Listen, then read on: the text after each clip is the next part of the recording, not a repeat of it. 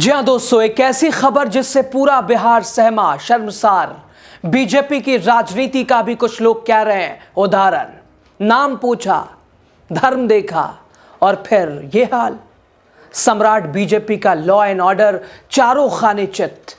नीतीश का सुशासन हवा में। दोस्तों, क्या देश में मुसलमान होना गुनाह? पूरी खबर आपको बताएंगे। आप द राजनीति बिहार का विशेष सेगमेंट देख रहे हैं। मैं हूं आपके साथ यासूब रजा। जी हाँ, माफ करना अतहर हुसैन, हम शर्मिंदा हैं। हम खुद से आंखें नहीं मिला पा रहे हैं। डबल इंजन सरकार को क्या अब भी आएगी शर्म? सम्राट चौधरी से उम्मीद ही लगाना बेकार है, फजूल है।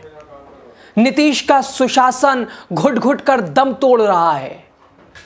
तुम्हारी कोई गलती नहीं थी अतहर हुसैन, लेकिन हां, तुम मुसलमान जो ठहरे उसका तुम्हें अंजाम देखना पड़ा, भुगतना पड़ा। तो ऐसे में सवाल दोस्तों, क्या देश में मुसलमान होना गुनाह? आखिर किसी धर्म विशेष से ऐसा बर्ताव और नई नवेली सरकार के दावे तो भाई पूछिए मत। जानते हैं क्या हुआ? नाम पूछा गया, पैंट खोली गई, प्राइवेट पार्ट्स देखा गया, धर्म देखा गया और कानून के आग के हवाले कर दिया गया। ये कोई फिल्म की कहानी आपको नहीं सुना रहा हूं दोस्तों। ये डबल इंजन वाला बिहार है। अभी नई नवेली सरकार बनी है। ये 2025 के बिहार की सच्चाई है। वो बिहार जहां बीजेपी और नीतीश कुमार सुशासन का ढोल पीटते हैं, लॉ एंड ऑर्डर के कसीदे पढ़ते हैं। साहब, अब लॉ एंड ऑर्डर अच्छा होगा। अरे 20 साल से तो आप ही हैं, क्या कर लिया आपने और अब क्या तीर मार लेंगे? दोस्तों, बिहार एक बार फिर शर्मसार है, शर्मिंदा है। हम सब अपनों से आंखें नहीं मिला पा रहे हैं, क्योंकि ऐसी खबर है जिसने आपको झकझोर दिया है, हम सबको हिला दिया है, अस्तंभ कर दिया है। क्योंकि यहां इंसान को इंसान नहीं, नाम और धर्म के तराजू पर तौला जा रहा है।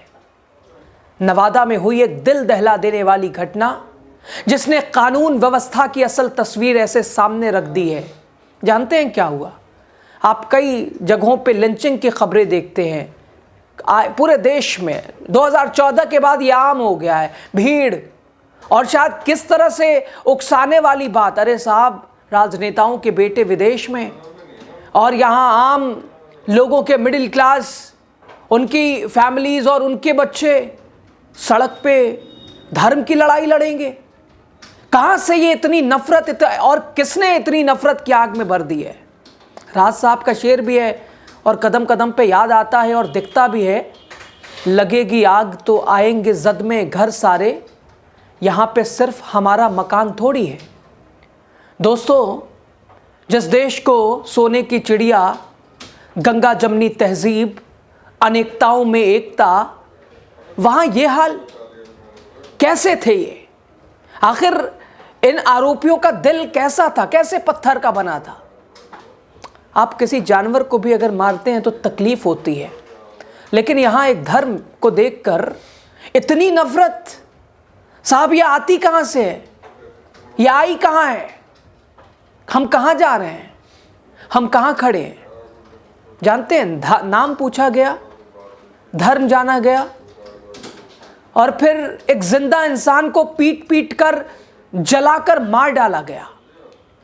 दोस्तों, 35 साल के अतहर हुसैन कोई अपराधी नहीं थे, कोई बाहरी नहीं थे, बल्कि 20 साल से उसी इलाके में कपड़े बेचकर अपना और अपने परिवार का पेट पालते थे।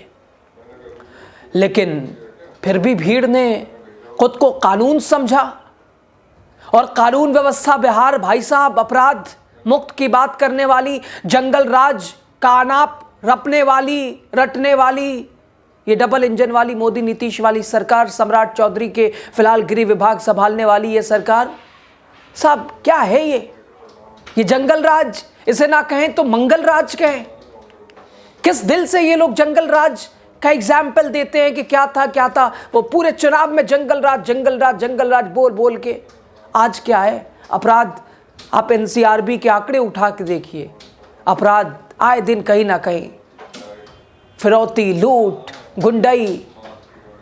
और यह खबर देखिए, सरकार तमाशाबीन बन रही है। सवाल सीधे सत्ता से, क्या यही है सम्राट चौधरी का लॉ एंड ऑर्डर? क्या यही है बीजेपी का सुशासन, नीतीश कुमार का मॉडल? नाम पूछकर पीटा गया, धर्म जानकर जलाया गया, इलाज के दौरान मौत हो गई। दोस्तों, नवादा की यह घटना सिर्फ एक हत्या नहीं बल्कि सिस्टम की विफलता की चीख है। हम ये नहीं कहते कि अनंत सिंह वाली बात कि हर घर में सरकार पुलिस थोड़ी ना रख देगी, हर आदमी के पीछे पुलिस। मैं भी ये भी नहीं कहता कि साहब पुलिस हर आदमी के पीछे सिपाही लगा दे कि सुरक्षा। लेकिन सवाल, आखिर ये नौबत, ऐसी सिचुएशन हम कहाँ खड़े हैं साहब? खबर पढ़ते हुए भी गुस्सा है, आपत्ति है, दुविधा है, पीड़ा है, दुख है, क्या क्या बोले। निशब्द है इंसान, एक आदमी, एक साइकिल और रोज की तरह घर लौटने की उम्मीद। लेकिन नवादा के भट्टा गांव में यह उम्मीद जिंदा नहीं बच पाई। दरअसल 5 दिसंबर की शाम नालंदा जिले के निवासी 35 वर्षीय अतहर हुसैन डुमरी गांव से लौट रहे थे। रो प्रखंड के भट्टा गांव के पास 6-7 नशे में धुत युवकों ने उन्हें रोका। पहले घर पूछा, कहां घर है, फिर नाम पूछा, और जैसे ही अतहर ने कहा मोहम्मद अतहर हुसैन मेरा नाम है, बस साहब यही तो सजा है, यही तो जुर्म कर दिया अतहर हुसैन ने, मुसलमान।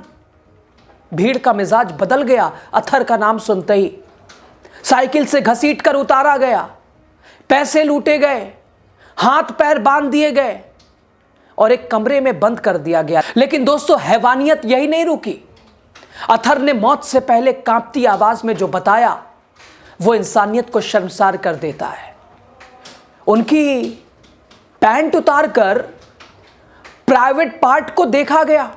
अब आप समझिए दोस्तों, क्या बोला जाए, कुछ है शब्द बोलने को ताकि मुस्लिम होने की पुष्टि हो सके पूरी तरह से। और इसके बाद शरीर पर पेट्रोल डाला गया और फिर लोहे की रॉड को गर्म कर हाथ पैर, उंगलियों और शरीर पर दागा गया। ये किस मिट्टी के बने थे इंसान? उंगलियां तोड़ी गईं एक जिंदा इंसान की। हाथ का तलवा जला दिया गया, कान काटने की कोशिश की गई। ये नफरत, ये किस बात की सजा दी जा रही है? क्या अतहर कोई अपराधी था? एक ईमानदार कपड़ा बेचने वाला व्यक्ति। 10-15 लोग लाठियां और रॉड से लगातार उसे पीटते रहे। 7 दिसंबर की रात नवादा सदर अस्पताल के बेड पर लेटे अतहर ने पूरी आपबीती सुनाई। उन्होंने कहा, यहां एक एक बच्चा मुझे जानता है, फिर भी मेरे साथ ऐसा किया गया। आंखों में दर्द था लेकिन आवाज में अब भी इंसाफ की उम्मीद है। उनकी पत्नी गुहार लगा रही है, रो रही है, बिलक रही है, पूछ रही है, गलती क्या थी साहब? क्या देश में मुसलमान होना गुनाह है? पुलिस ने गंभीर हालत में अतहर को अस्पताल में भर्ती कराया, पहले नवादा फिर बिहार शरीफ। लेकिन जख्म इतने गहरे थे और इतनी बेदर्दी से बर्ताव किया गया अतहर के साथ कि आखिर अतहर हुसैन जिंदगी की जंग हार गए। और 12 दिसंबर की रात इलाज के दौरान अतहर ने दम तोड़ दिया।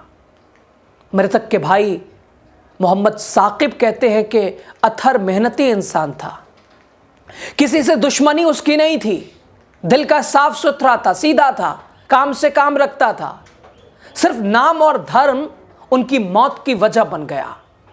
परिवार मांग कर रहा है कड़ी से कड़ी सजा। लेकिन क्या सम्राट चौधरी के कान में कुछ सुनाई दे रहा है? क्या नीतीश के सुशासन को इससे ज्यादा कोई तस्वीर शर्मसार करेगी? इधर थाना प्रभारी रंजन कुमार के मुताबिक मामले में एफआईआर दर्ज की गई है। अब तक 4 आरोपी गिरफ्तार किए गए हैं। लेकिन सवाल ये, क्या ये गिरफ्तारी मौत के बाद जागा सिस्टम? दोस्तों, ये कोई अकेली घटना भी नहीं। आप देश में आए दिन सुनते रहते हैं लिंचिंग के नाम पे कैसे टारगेट किया जाता है। मैं ऐसा भी नहीं कहता कि ये जान लेने वाले हिंदू ही हों, ये हिंदू नहीं हो सकते, क्योंकि क्या हिंदू धर्म सनातन क्या किसी की जान लेने की इजाजत देता है किसी मासूम की? साहब ये हिंदू भी नहीं है, तो हिंदू के नाम पे कलंक है, या जो भी हो। इस तरह की चीज़ों को लेकर दोस्तों इंसान निशब्द हो जाता है। ये कोई अकेली घटना नहीं है। 2025 में ही नवादा में ही चोरी के शक में पिटाई, डायन बताकर हत्या, नाम धर्म पूछकर लिंचिंग।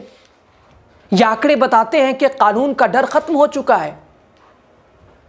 कानून यानी लॉ एंड ऑर्डर चारों खाने चित हो चुका है। बीजेपी सरकार लॉ एंड ऑर्डर के बड़े बड़े दावे करती है, लेकिन सवाल ये कि जब भीड़ खुद को जज, जूरी और जल्लाद बना ले तो सरकार कहां होती है? क्या ये नफरत खुद ब खुद पैदा हुई है, या किसी का संरक्षण प्राप्त है, किसी की राजनीति का आधार है? अतहर हुसैन की मौत सिर्फ एक हत्या नहीं, बल्कि यह उस सिस्टम की मौत है जो इंसान को सुरक्षा देने में नाकाम साबित हुआ है, जो नफरत पर चुप रहती है, नफरत की राजनीति को हवा देती है, रोटियां सेकती है और वोट पर बोलती है। सवाल अब भी वही है, कब तक नाम और धर्म पर इंसान मारा जाता रहेगा? इंसानियत एक तरह से दम तोड़ती रहेगी और सरकार, ये बीजेपी और नीतीश वाली, सम्राट चौधरी के गृह विभाग वाली, साहब कुछ शर्मो हया है? कब तक भीड़ कानून बनेगी और कब तक सरकार जवाबदेही से बचती रहेगी? नवादा की इस घटना, इस आग में सिर्फ एक परिवार को नहीं जलाया, बल्कि बिहार की कानून व्यवस्था भी इसमें झुलस गई दोस्तों।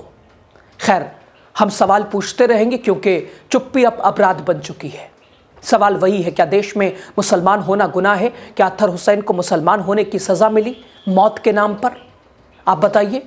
ऐसे लोग और कानून, बिहार की सुरक्षा व्यवस्था, कानून व्यवस्था, क्या ऐसे लोगों को शह देती रहेगी या कुछ करेगी भी? बताइए दोस्तों, कमेंट कीजिए, सजेस्ट कीजिए, हमें भी राय दीजिए। बहुत शुक्रिया।